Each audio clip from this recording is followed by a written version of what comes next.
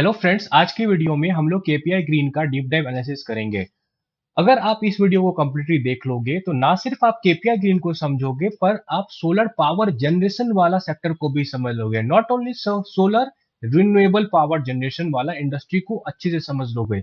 इसके बाद ना आपको एक्मे सोलर को समझने में दिक्कत आएगा, ना आपको अदानी ग्रीन को समझने में दिक्कत आएगा, ना आपको उड़ियाना पावर को समझने में दिक्कत आएगा। पर आपको इस वीडियो को पूरा देखना है, क्योंकि मैं इसमें कवर करूंगा इंडिया का करंट टारगेट क्या है, दैट इज FY30 का, और अभी हम कहां पहुंचे। नॉट ओनली दैट, मैं आपको इस पार्टिकुलर इंडस्ट्री के साथ जो टर्मिनोलॉजी जुड़ा हुआ है ना, जैसे ईपीसी हो गया आपको, देन आईपीपी हो गया, सीपीपी हो गया, बूट हो गया, फिर आपको बेस क्या होता है, ग्रीन हाइड्रोजन क्या होता है, ग्रीन अमोनिया क्या है, उसका क्या यूज है, ये सब आपको डिटेल में बताऊंगा।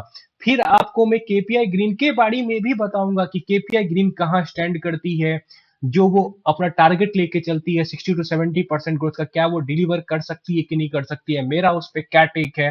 फिर मैं केपीआई ग्रीन का आपको बिजनेस भी समझाऊंगा, पॉजिटिव्स भी बताऊंगा, निगेटिव्स भी बताऊंगा, सब कुछ बताऊंगा आपको मैं इस वीडियो में। ठीक है, तो चलिए अब हम स्टार्ट करते हैं। अब हम देखते हैं कि गवर्नमेंट ने जो रिन्यूएबल एनर्जी का टारगेट सेट कर रखा है, दैट इज 500 गीगावाट का बाय FY30, उसमें से हमने कितना मीट किया है, आगे कितना बचा हुआ है, उसमें से सोलर का कंट्रीब्यूशन कितना होने वाला है, विंड का कितना होने वाला है। तो देखिए, 500 गीगावाट का टारगेट है, 259 गीगावाट आज तक हो चुका है, 241 बचा हुआ है। एंड सोलर पैनल कितने का लगना है, 162 गीगावाट का। ठीक है, करंटली कितना है, 130 गीगावाट। तो डबल से थोड़ा ज्यादा होने वाला है, तो ठीक ठाक अभी भी काम बाकी है सोलर इंडस्ट्री में। अब हम समझते हैं कि ईपीसी क्या होता है। ईपीसी का फुल फॉर्म हुआ engineering, procurement and construction. Engineering में डिजाइन एंड प्लान करेगी। देखिए क्या होगा ना, एक साइट होगा, उस साइट पे सोलर प्लांट वगैरह लगाना होगा। तो डिजाइन और प्लान इस तरह से किया जाएगा कि उस साइट का मैक्सिमम यूटिलाइजेशन हो सके, ताकि जो सोलर पैनल्स वगैरह लगे हुए हैं, विंड मिल वगैरह लगा हुआ है, उससे मैक्सिमम एफिशिएंसी ऑब्टेन किया जा सके और क्लाइंट का पावर रिक्वायरमेंट को पूरा किया जा सके। प्रोक्योरमेंट का मतलब क्या हुआ, देखिए एक सोलर प्लांट जो लगता बनता है या विंड प्लांट जो लगता है, उसमें से क्या क्या रिक्वायरमेंट होता है। सोलर प्लांट चाहिए होता है, इन्वर्टर्स चाहिए होता है, देन वायर चाहिए होता है, माउंटिंग स्ट्रक्चर्स चाहिए होता है। तो ये सब का जुगाड़ करना भी आता है इसके अंदर। देन कंस्ट्रक्शन, ये सब तो हो गया, जुगाड़ कर लिया, प्लान कर लिया, बनाना भी तो है ना, दैट इज कंस्ट्रक्शन। ईपीसी मतलब इंजीनियरिंग, डिजाइन करना, प्लान करना, पी मतलब सामान लेके आना, देन कंस्ट्रक्शन मतलब बनाना। अब हम देखते हैं ईपीसी, आईपीपी एंड बूट का डिफरेंस। तो देखिए, ईपीसी में क्या हुआ, ऑनर कौन है, कस्टमर। कस्टमर ने क्या किया, केपीआई ग्रीन को बोला कि मेरे लिए 600 मेगावाट का तुम पावर प्लांट बना दो। केपीआई ग्रीन गया, बना दिया। केपीआई ग्रीन को क्या मिला, सर्विस फी। किस चीज का, जो उसने प्लांट बनाया। यहाँ पे ऑनर कौन है, जिसने उसको ऑर्डर दिया। रिस्क किसका है, ऑनर का। ठीक है, अब आते हैं आईपीपी, इंडिपेंडेंट पावर प्रोड्यूसर। इसमें क्या होता है कि फॉर एग्जांपल जैसे जीयूवीएनएल है, ठीक है, उसने केपीआई ग्रीन को बोला कि हम तुमसे, मेरे लिए 600 मेगावाट का तुम प्लांट बनाओ, हम तुमसे 1 यूनिट का 3 रुपए पे इलेक्ट्रिसिटी खरीदेंगे। ठीक है, तो केपीआई ग्रीन गई, बैंक से लोन ली और ये प्लांट बनाना शुरू कर दी। जब प्लांट खत्म हुआ तो जीवीवीएनएल को वही इलेक्ट्रिसिटी वो भी सेल करेगी। क्या हुआ, यहाँ पे ऑनर कौन हुआ, केपीआई ग्रीन। केपीआई ग्रीन ने प्लांट बनाया, फिर उसका इलेक्ट्रिसिटी जीयूवीएनएल को वो बेचेगी।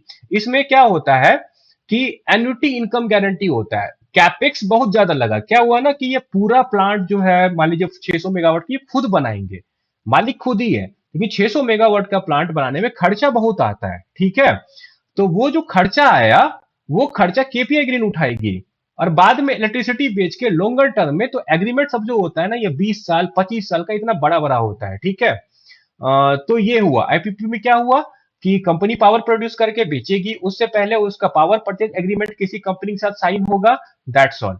अब हम आते हैं बूट में, देखते हैं बूट में क्या होता है ना। हाँ, आईपीपी में क्या हुआ, जो एक चीज बताता हूँ डिफरेंस क्या है। आईपीपी में ऑनरशिप रह गया कंपनी का, केपीआई ग्रीन का, उस पार्टिकुलर एसेट का। लेकिन बूट में क्या होगा, टेम्पररी ऑनरशिप रहेगा बस। जैसे करार हुआ, फिर ये इलेक्ट्रिसिटी बना के बेचे भी, लेकिन 20 से 25 साल के बाद वो ऑनरशिप चला जाएगा जिसने उसको ऑर्डर दिया है। फॉर एग्जाम्पल पर अगर गवर्नमेंट ने दिया है तो वो पावर प्लांट गवर्नमेंट का हो जाएगा। ये रहा ईपीसी, आईपीपी एंड बूट का फर्क। ये जो आईपीपी वाला बिजनेस सेगमेंट होता है, उसमें मार्जिन हाइयर होता है, ये चीज समझिएगा। 90% का इबिट्टा मार्जिन होता है, लेकिन ये जो इबिट्टा मार्जिन है ये डेप्रिसिएशन एंड उससे मेकअप हो जाता है इसका इंटरेस्ट फी से, ठीक, क्योंकि कर्ज लेके कंपनी लोग आईपीपी वाला सेगमेंट पे काम करती है।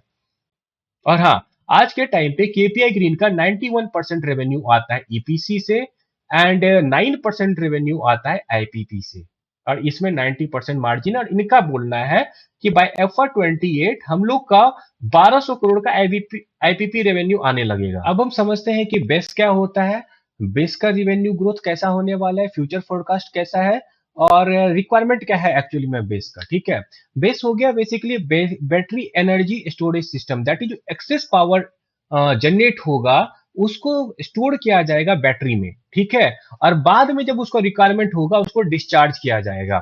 तो उसके लिए मैं एक ग्राफ दिखाता हूं आपको।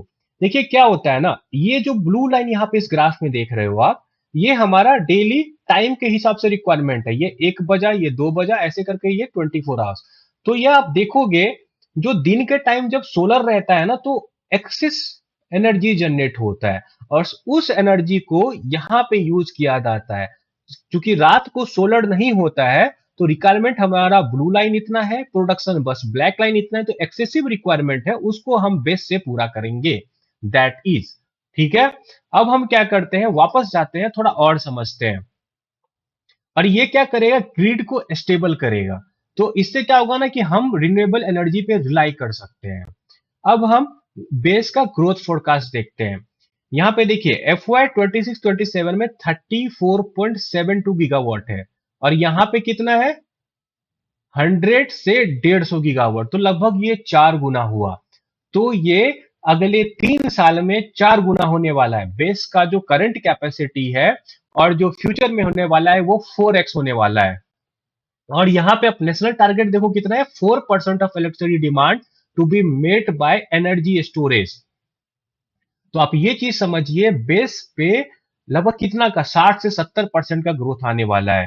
और जो भी कंपनी इस पार्टिकुलर पावर जनरेशन के इंडस्ट्री में है उनको बेस में जाना बहुत इंपॉर्टेंट है, क्योंकि यहाँ पे ग्रोथ अच्छा खासा है। आपने सोलर में कितना देखा ग्रोथ, सोलर में समवेयर अराउंड 12 से 15% का ग्रोथ है, लेकिन बेस में है 60-70% का ग्रोथ। और यहाँ पे मुझे पार्टिकुलरली बेस के वजह से और ग्रीन अमोनिया की वजह से ओडियाना पावर आज के टाइम पे बहुत अच्छी पोजीशन पे लगती है। मैं आपको आगे ओडियाना पावर पे भी वीडियो बनाऊंगा और डिटेल में बताऊंगा।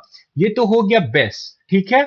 अब हम समझते हैं कि ग्रीन अमोनिया का क्या लेना देना है। देखिए, green ammonia is nothing but ammonia जिसको कि रिन्यूएबल एनर्जी यूज करके बनाया गया हो, ठीक है। अमोनिया क्यों, देखिए अमोनिया का ना एज ए फर्टिलाइजर बहुत ज्यादा यूज है। Plus not only that, ammonia is a good carrier for hydrogen, green hydrogen. देखिए फ्यूचर में ना hydrogen will be use as a fuel, जैसे फ्लाइट्स में, शिप्स में, इन सब में hydrogen will be used as a fuel and ammonia will be used as a carrier for green hydrogen, that's simple। ठीक है, ये आप टेबल देख सकते हो, ट्रेडिशनल और ग्रीन अमोनिया के बीच में क्या फर्क होता है। जैसे इसका प्रोडक्शन मेथड थोड़ा अलग है, ये इलेक्ट्रोलाइजर यूज करके ही होता है। आपने इलेक्ट्रोलाइजर बहुत सुना होगा, ठीक है। इलेक्ट्रोलाइजर से क्या करते हैं ना, वाटर का H2 को अलग करते हैं, ऑक्सीजन को अलग करते हैं, फिर एटमॉस्फेरिक नाइट्रोजन से ये हाइड्रोजन कनेक्ट होता है, कंबाइन होता है, तब बनता है अमोनिया, ठीक है। ये बनता है नेचुरल गैस से, ये बनता है वाटर एंड इन्वायरमेंटल इम्पैक्ट क्या है, ट्रेडिशनल अमोनिया से हाई CO2 मिशन होता है, इससे नहीं होता है, कार्बन न्यूट्रल है। और हाँ, कॉस्ट यहाँ पे दिख रहा होगा आपको, 300 से $600 है, 600 से $1200। पर आज के टाइम पे ग्रीन अमोनिया का कॉस्ट बस 10% से ज्यादा है normal traditional ammonia sir. Acme solar ने, और वो रिसेंट कॉन्ट्रैक्ट जीता है, एक्मे सोलर भी एक कंपनी है जो कि ग्रीन अमोनिया पे काम करती है। तो उन्होंने रिसेंटली एक कॉन्ट्रैक्ट लिया है जिसमें ट्रेडिशनल अमोनिया से जिसका कॉस्ट है बस 10%, और स्लोली ये डाउन आ सकता है फ्यूचर में, ठीक है। हो गया, ये तो मैंने आपको ऑलरेडी बता दिया। यूज ऑफ ग्रीन अमोनिया जैसे बताया मैंने, फर्टिलाइजर, फिर क्या हुआ, हाइड्रोजन कैरियर हो गया, शिपिंग फ्यूल में ऑलरेडी बता दिया। पावर जनरेशन क्या होगा ना कि जहां जहां पे आपको CO2 को रिप्लेस करना है, कुछ कुछ पावर प्लांट्स होते हैं जहां पे कि CO2 रिलीज होगा, ठीक है, वहां पे ग्रीन हाइड्रोजन का यूज किया जाएगा ताकि CO2 रिलीज ना हो, that is generation of electricity without CO2 emission. फिर कुछ कुछ इंडस्ट्री में अभी भी ट्रेडिशनल चीजों का यूज होता है। तो use in production of plastic, textile, explosive and high temperature industrial process, इसका यूज होगा। ग्रोथ फोरकास्ट क्या है देखिए, इंडिया का 2023 से 2030 तक का ग्रीन अमोनिया ग्रोथ फोरकास्ट है अराउंड 125% का। तो यहां पे भी ठीक ठाक ग्रोथ है, आप ये बात समझो। और गवर्नमेंट का भी फुल ऑन सपोर्ट है इस पार्टिकुलर ग्रीन अमोनिया वाले सेक्टर में।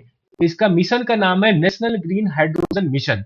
इस मिशन के through government green hydrogen producers को काफी सपोर्ट कर रही है।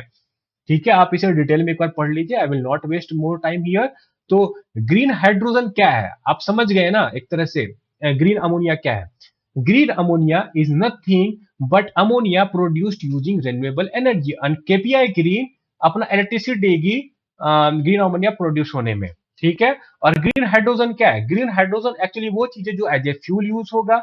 ग्रीन हाइड्रोजन को कैरी करने के लिए यूज किया जाएगा ग्रीन अमोनिया का। क्योंकि क्या होता है ना, ग्रीन हाइड्रोजन लिक्विडिफाई जल्दी नहीं होता है, और लिक्विडिफाई नहीं होगा तो उसको ट्रांसपोर्ट करने में दिक्कत होगा। ग्रीन अमोनिया जल्दी लिक्विडिफाई हो जाता है। That's all. ठीक है, ये आप यहां पे एक और देख सकते हो, हाइड्रोजन और ग्रीन अमोनिया का थोड़ा सा मैंने छोटा सा कंपैरिजन किया है। देखते, direct clean fuel for transport and industry, fuel for shipping, power and efficient career of hydrogen, ये है मेन चीज इसका। हाइड्रोजन का क्या चैलेंज है ग्रीन हाइड्रोजन का कि लॉजिस्टिक, इसका लॉजिस्टिक महंगा पड़ता है। देखिए मैंने क्या बोला अभी कि ग्रीन हाइड्रोजन को लिक्विडिफाई करना इज डिफिकल्ट। उसके लिए ज्यादा टेम्परेचर चाहिए compare to ammonia. Ammonia -33 degree पे लिक्विड हो जाती है, और जो हाइड्रोजन है -273 डिग्री पे। तो ammonia can be use as a carrier of hydrogen, green hydrogen. अब हम जाते हैं और थोड़ा केपीआई ग्रीन का ना डिफरेंट डिफरेंट बिजनेस वर्टिकल देखते हैं। तो केपीआई ग्रीन को आप चार बिजनेस वर्टिकल में आज के टाइम पे डिवाइड कर सकते हो। एक तो हो गया सीपीपी और ईपीसी वाला वर्टिकल, जिसमें आज के टाइम पे मोर देन 90% ऑफ रेवेन्यू आता है। Then IPP, base and green hydrogen, ये तीनों जो है फ्यूचर है, इसीलिए मैंने इसे ग्रीन में कलर कर रखा है। और जो सीपीपी और ईपीसी वाला है, इसको मैंने ब्लू में कलर कर रखा है। ठीक है, तो ईपीसी तो आपको ऑलरेडी पता है कि इनको कोई कंपनी देगी कि तुम मेरे लिए 600 मेगावाट का प्लांट बना दो, और उसको खर्चा देगी। ठीक है, दैट्स ऑल। तो आज के टाइम पे इन्होंने टोटल सीपीपी ईपीसी वाला काम किया है 0.56 में गीगावाट का, करना बाकी है 1.87 गीगावाट का, और टोटल सीपीपी पोर्टफोलियो उसके बाद कंपनी का 2.43 गीगावाट का हो जाएगा। अब आते हैं आईपीपी। आईपीपी मैं ऑलरेडी बता दिया हूं कि पावर बना के किसी कंपनी को बेचेगी, उसके लिए किसी कंपनी के साथ कॉन्ट्रैक्ट साइन करेगी, तब ये काम करना शुरू करेगी, जिसके लिए डेप्ट उठाएगी। और इसमें 90% से ज्यादा का EBITDA होता है, लेकिन यहाँ पे इंटरेस्ट कॉस्ट ज्यादा होता है, डिप्रिसिएशन ज्यादा होता है।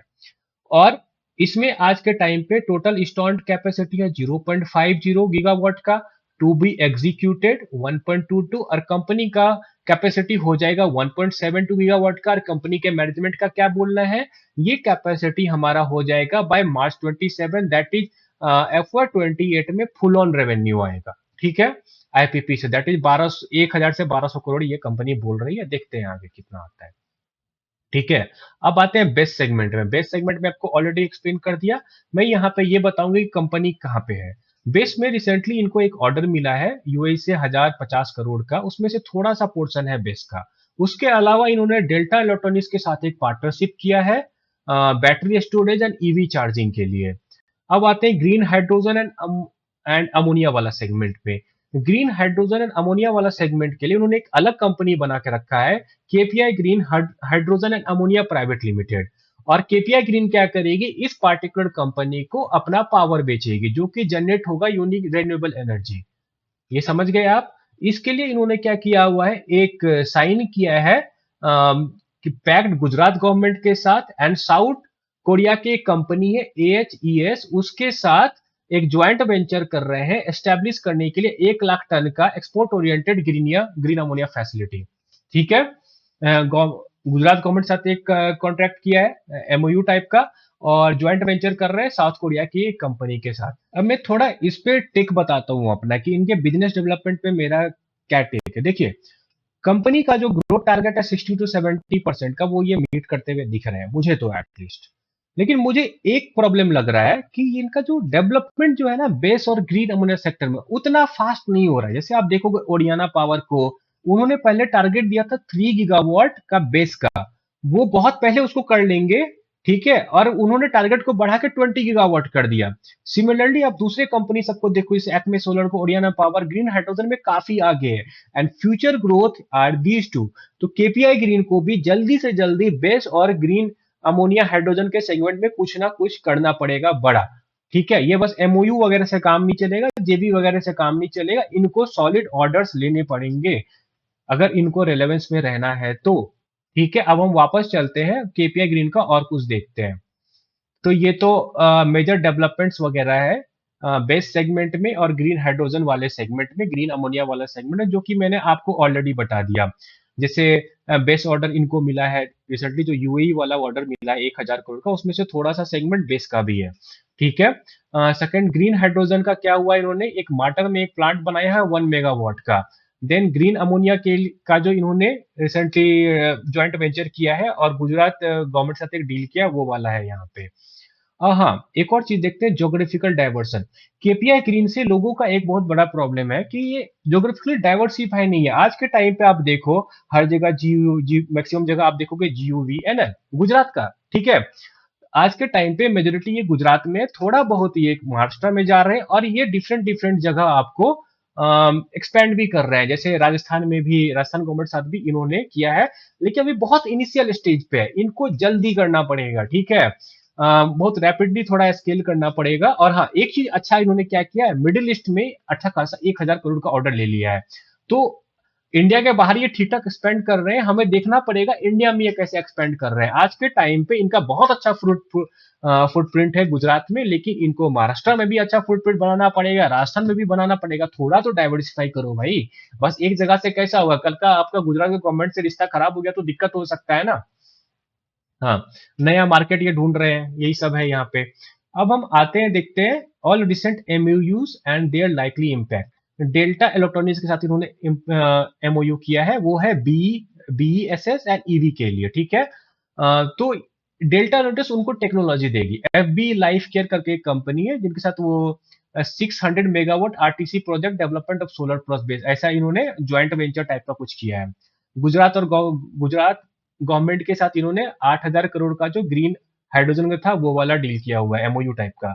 फिर एक कंपनी है जिसके साथ उन्होंने जो ज्वाइंट वेंचर किया है ग्रीन अमोनिया के लिए, वो मैं ऑलरेडी आपको बता दिया हूँ, ठीक है। अब हम नीचे आते हैं, देखते हैं रिसेंट कुछ बड़ा बड़ा ऑर्डर्स ये जीते हैं। एफबी लाइफ केयर का ये वाला हो गया, ठीक है। आदित्य बिरला रिन्यूएबल से 96 मेगावाट का मिला था इनको, अच्छी अच्छी कंपनी से मिलती है ऑर्डर, ठीक है। एसजेवीएन से इनको मिला 696 करोड़ का। आफ्टर Q2 रिजल्ट है, ये सब आप देख लीजिए। और ये रिसेंट इनका आईपीपी प्रोजेक्ट है, देखिए यहाँ पे जीयूवीएनएल खवड़ा सोलर पार्क। मैक्सिमम आपको कहाँ से, वहीं से है ना।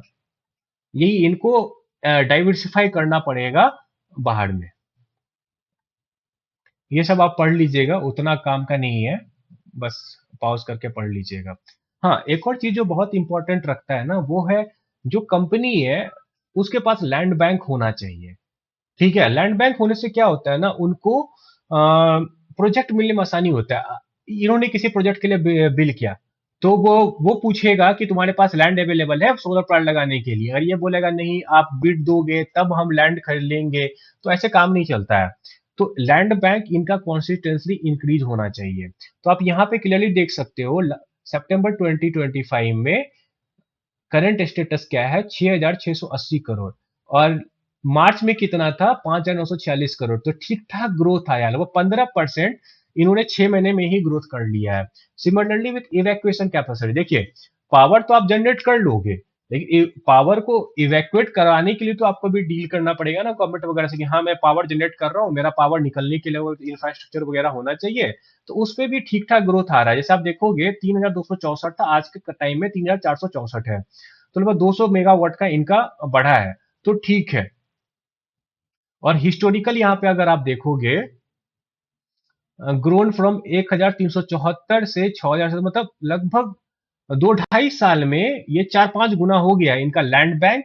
And evacuation is like 4x in I think 2 years, which is good, right. तो इससे इसका फायदा क्या होता है? Key benefits of KPI green energy land bank and evacuation capacity. वही है कि आपको ऑर्डर जीतने में इन शॉर्ट बहुत ज्यादा एडवांटेज होता है। आपके पास अगर ऑलरेडी लैंड है, आपका एवेक्यूएशन कैपेसिटी अच्छा है, तो कंपनी सोचेगी कि आप जल्दी से जल्दी बना के दे दोगे और उनको ऑर्डर जीतने में बहुत फायदा होता है इस वजह से।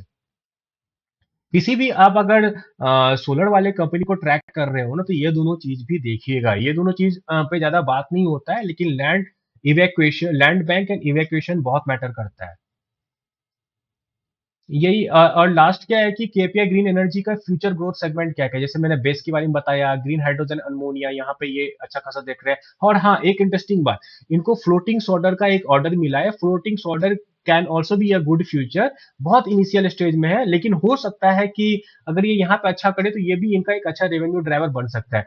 फ्लोटिंग सोलर का क्या फायदा है, देखिए, एफिशिएंसी ज्यादा होता है। नॉर्मली क्या होता है, नॉर्मल जो सोलर होता है उसमें धूप पड़ता है तो वो गर्म हो जाता है, उसका एफिशिएंसी घट जाता है। लेकिन नीचे में अगर पानी रहेगा, एक तो पानी का क्वालिटी अच्छा रहेगा और वो ठंडा करता रहेगा इसको, सोलर पैनल को, तो एफिशिएंसी बढ़ेगा। और एक और अच्छा चीज जो बता रहा हूं मैं, ये बात है यहाँ पे केपीआई ग्रीन एनर्जी का की फंडिंग माइलस्टोन। 670 करोड़ का बॉन्ड रेज किया, वो भी मजाक बात नहीं है, ऊपर से डबल ए प्लस का रेटिंग है।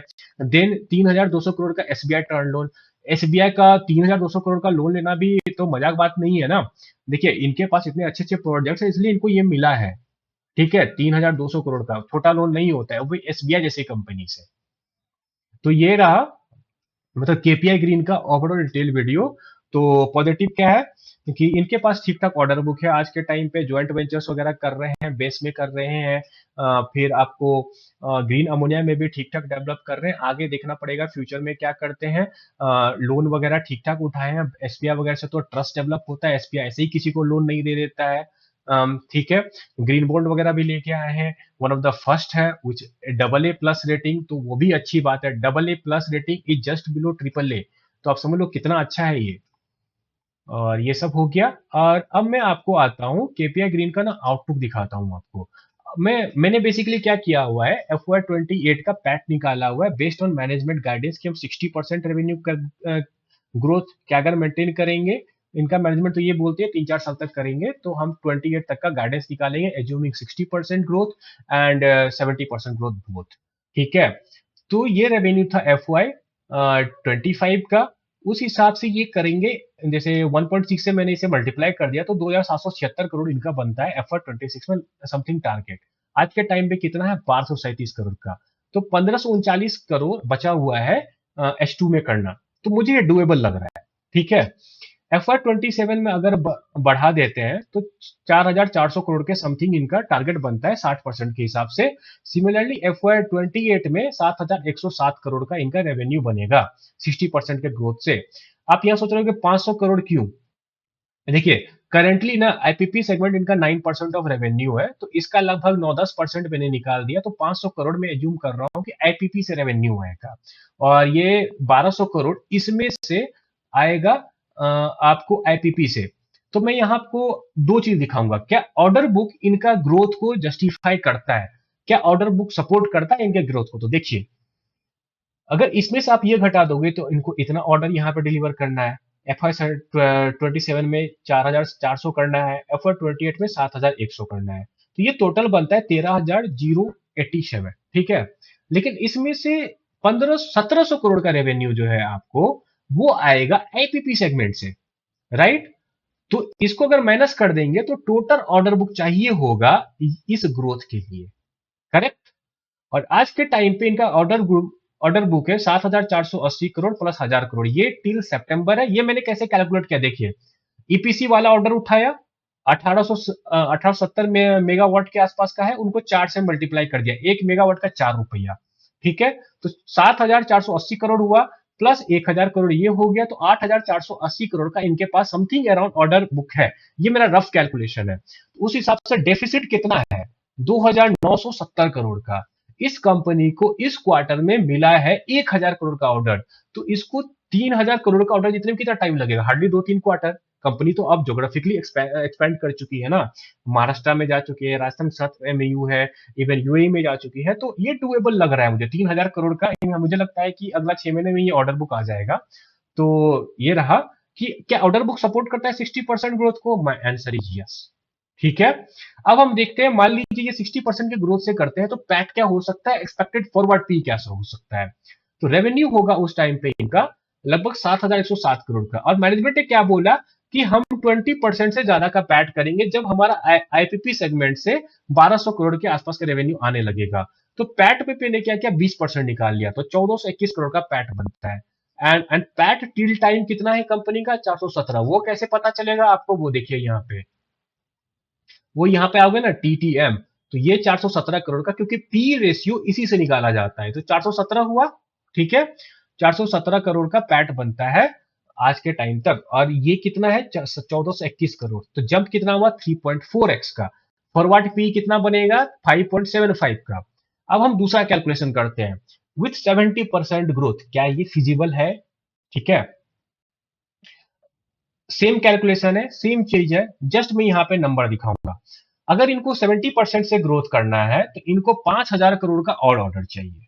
ठीक है, अगर ये 70% से ग्रोथ करेंगे तो इनका पैट बनेगा इतना, और पी रेशियो फॉरवर्ड बनेगा 4.79 FY28 एंड के आसपास।